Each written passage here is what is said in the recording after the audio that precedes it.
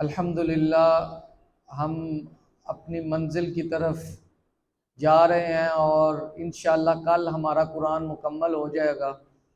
اور آج ہم نے 29 پارے مکمل کر لیے ہیں اور 30ویں پارے کا بھی تھوڑا سا حصہ پڑا ہے۔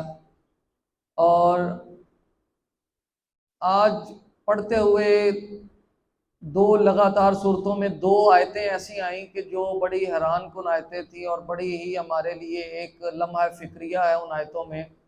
سب سے پہلے اللہ تعالیٰ نے فرمایا سورہ انفطار میں اینڈ پہ آخری رکعتوں میں میں نے پڑھا کہ یا ایھا الانسان ما غرک بربک الکریم۔ اللہ انسان سے مخاطب ہو کے کہہ رہا ہے کہ اے انسان تجھے کس چیز نے دھوکے میں ڈال رکھا اپنے رب کے خلاف۔ یہ جو انسان ہے یہ اللہ کے خلاف کیا کیا نہیں کرتا، اس اللہ کے لیے جس اللہ نے ہمارے لیے بڑا کچھ کیا، اس اللہ نے جو اللہ 70 ماؤں سے زیادہ پیار کرتا ہے۔ ایک ماں کا اپنی اولاد کے لیے کتنا پیار ہوتا ہے تو اللہ 70 ماؤں جتنا پیار کرتا ہے، تو ہم اللہ کے خلاف کیا کیا نہیں کرتے، نافرمانیاں، اللہ کی معصیت کے خلاف جو کام کرتے ہیں۔ اللہ تعالیٰ ہمیں ہدایت دے اور سیدھا راستہ دکھائے کہ ہم اللہ تعالیٰ کے فرما بردار بن سکیں۔ یہ آیت اللہ تعالیٰ کی فرما برداری کی طرف ہمیں جانے کے لیے ترغیب دیتی ہے۔ اور اس سے اگلی جو سورت تھی سورہ مطففین، اس کے اندر دو آیتیں لگاتار آئیں، ایک جیسی تھی۔ پہلی آیت تھی وما ادراک ما سجین، اور پھر اللہ نے دوبارہ کہا ثم ما ادراک ما سجین۔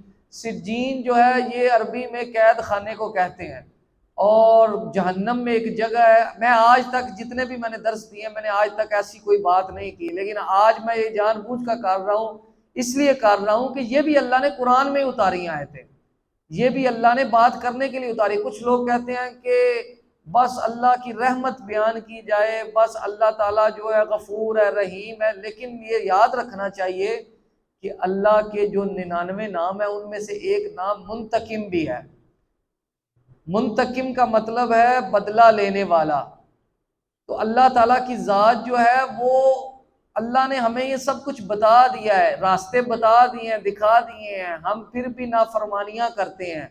تو نافرمان لوگوں کے لیے اللہ تعالیٰ نے یہ بتایا ہے کہ سجین ایک جگہ ہے جو جہنم کا ایک مقام ہے، جہنم کے اندر ایک قید خانہ ہے جو بہت خطرناک جگہ ہے۔ ہم دنیا میں اگر دیکھیں، میری عادت تھی کہ میں چیزوں پر ریسرچ کرتا تھا بہت زیادہ۔ جب انٹرنیٹ شروع ہوا 2008 9 میں 10 میں، تو تب میں موبائل پر ہر وقت گوگل پر چیزیں دیکھتا رہتا تھا کہ کس ملک میں کیا چیز مشہور ہے، اور لوگ جگہوں کے بارے میں اور لوگوں کے بارے میں، زبانوں کے بارے میں، کلچر کے بارے میں۔ تو میں نے اپنی ریسرچ میں پڑھا تھا کہ دنیا کے اندر جو سب سے خطرناک ترین جیلیں ہیں، ان میں سے جو 3 ٹاپ پر جیلیں تھیں، وہ ایک افغانستان کی جیل تھی پلچرخی، اس جیل کا نام تھا، جو کابل کے اندر ہے، اور بغداد کے اندر ایک جیل ہے، عراق کے اندر ابو غریب، اور ایک جیل ہے گوانتانامو بے جو سب سے خطرناک ہے، جو امریکہ کے اور کیوبا کے درمیان میں ایک جزیرہ ہے، ادھر ایک جیل ہے۔ تو یہ دنیا کی جیلیں ہیں۔ ان کا بتانے کا مقصد یہ ہے کہ یہ ایسی جیلیں ہیں جہاں پر قیدی کا رہنا بڑا مشکل ہے۔ یہ ایسی جیلیں ہیں کہ یہاں پر قیدیوں کو بڑی سخت سزائیں ملتی ہیں، بڑی تکلیف دہ سزائیں ملتی ہیں۔ دنیا میں ایسی سزائیں ہیں، ایک سزا ایسی ہے کہ ایک لوہے کا، جس طرح جس میں ہم آسان لفظوں میں سمجھانے کے لیے کہ یہ جو ہمارا کلچر ہے کہ جب گندم آتی ہے، اب گندم آنے لگی ہے، تو گندم کو سٹاک کرنے کے لیے ہمارے گھروں میں لوہے کے پڑے ہوتے ہیں، جو اس طرح کا ایک لوہے کا گول بناتے ہیں، اس کو چاروں طرف سے بند کرتے ہیں اور اس کے اندر بلب لگاتے ہیں بہت زیادہ ہائی وولٹیج کا، اور باہر سے پھر ایک بندہ جو ہے وہ ہتھوڑے کے ساتھ مارتا ہے اس بندے کو اندر جو بند ہوتا ہے، تو وہ بہت تکلیف ہوتی ہے ذہنی طور پر۔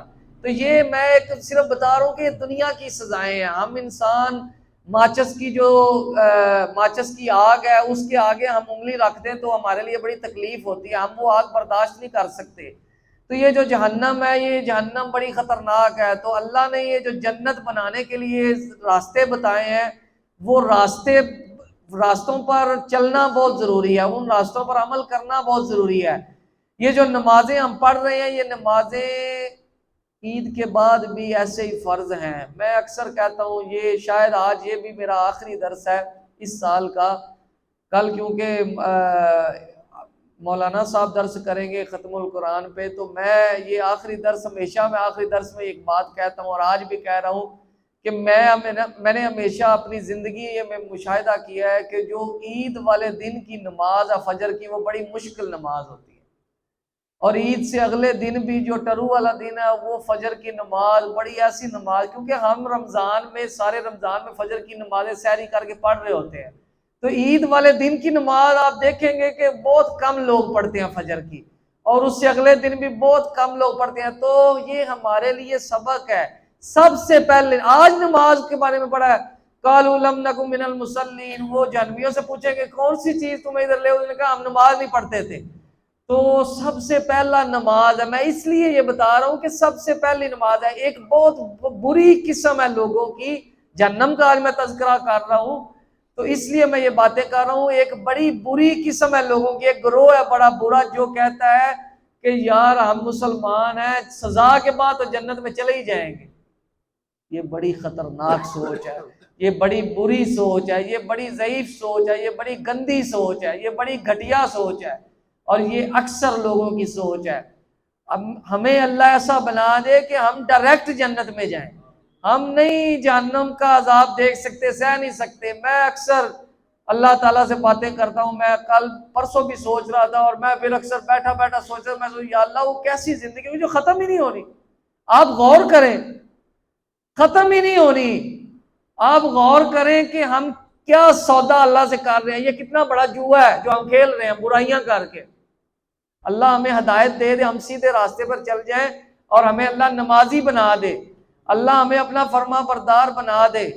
یہ بڑا ہی خطرناک معاملہ ہے کہ وہ ایسی زندگی ہے جو ختم ہی نہیں ہونی، 60 70 سال، 80 سال، 90 سال، 100 سال۔ میرے پردادا، ان کی عمر 114 سال تھی، آخر وہ بھی فوت ہو گئے۔ میرے دادا کی عمر 97 سال تھی، وہ بھی فوت ہو گئے۔ میں نے بھی فوت ہو جانا، میرا بھی اعلان آنا ہے ایک دن۔ تو بات کرنے کا مقصد یہ ہے کہ ایک دن ختم ہو جانا، لیکن وہ زندگی آج ہی پڑا ہے، 50,000 سنہ، 50,000 سال کا ایک دن، قیامت والا دن، قیامت والا مالک یوم الدین، جس دن کا مالک ہے اللہ تعالیٰ کی ذات، اس دن کے بارے میں اللہ کہہ رہا ہے کہ وہ ایک دن 50,000 سال کا ہوگا، ایک دن۔ تو وہ جنت اور جہنم کی زندگی کتنی بڑی ہوگی۔ تو اللہ تعالیٰ ہمیں یہ سمجھ دے دے کہ رمضان کے بعد بھی ہم نے اچھے کام کرنے ہیں۔ میں اس لیے آج زور دے رہا ہوں کہ یہ آخری درس ہے اس رمضان کا، تاکہ ہمارے لیے جو بھی سنے، عورت ہے، مرد ہے، بچہ ہے، جو بھی یہ سن رہا ہے بات، وہ یاد رکھے کہ رمضان کے بعد بھی نماز پڑھنی ہے، وہ یاد رکھے کہ رمضان کے بعد بھی اللہ کی فرما برداری کرنی ہے۔ بحیثیت انسان، ہم انسان ہیں، ہم سے غلطیاں ہوتی ہیں، لیکن غلطیاں ایسی نہ ہوں کہ وہ ہوتی ہی رہیں، غلطیاں ایسی ہوں کہ غلطیوں کے بعد معافی مانگنے والے ہم ہو جائیں۔